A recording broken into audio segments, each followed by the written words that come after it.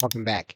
If you have customized the details of the course in the first tab, you can then click on the Customize button. You're going to notice then that you can choose a specific theme. You typically will have a default template. However, you can click on the right side to browse other system templates. And if you want to change the template other than the one you were using, you can change it. You can click on a template. You can preview each of the templates. And so basically, you're then looking as to how your customer will be interacting with your content. You can choose to leave the default theme the way it is, or you can activate a new theme. In this case, what we're going to do is we're going to activate a new theme. We're then going to apply this theme template to the current course. And the current theme template is then ready. Once you have customized your theme, what you can then do is you can go to the Offers tab. Typically, you will not have any offers for this specific product that you are creating. And really, until you've uploaded your content, you will not be creating an offer. You will see a Comments tab. And basically, what you're going to be doing, you're going to be enabling comments. But again, this may not be relevant until you have put together your entire course. You will then see a Credentials tab. Until you have created the entire course, you can set the credentials to inactive. You're also then going to see community groups.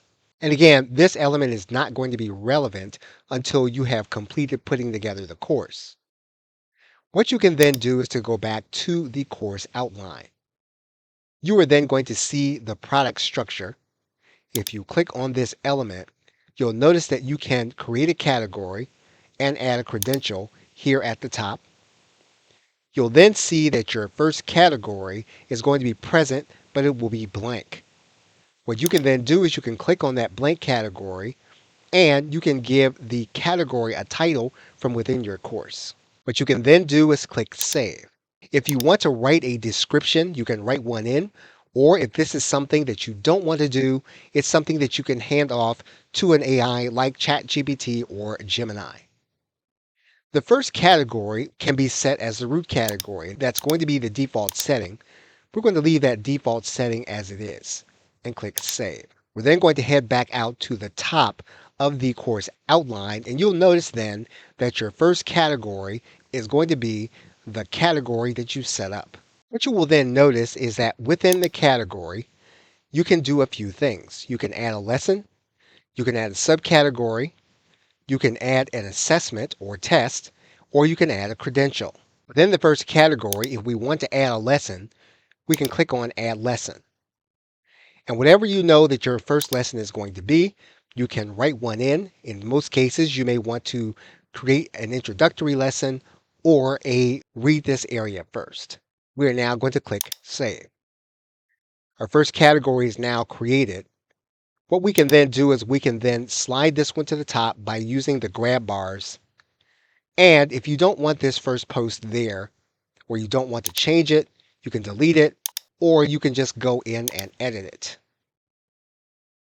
What you're then going to notice is that there are elements that you can add as a part of this lesson.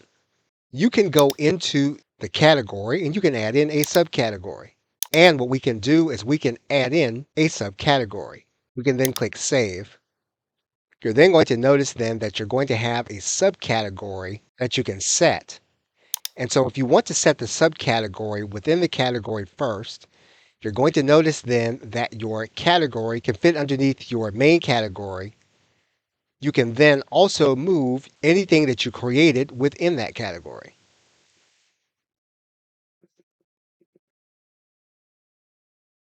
And so now you're going to see that these areas are nested. You have your category, you have your subcategory, and you have what fits within that subcategory. We can add in an assessment, and we can make it so that the assessment is based on everything being completed within a specific category. We can also add in a credential based on everything being completed within a specific category. So you can drag and drop the elements according to category as you want them.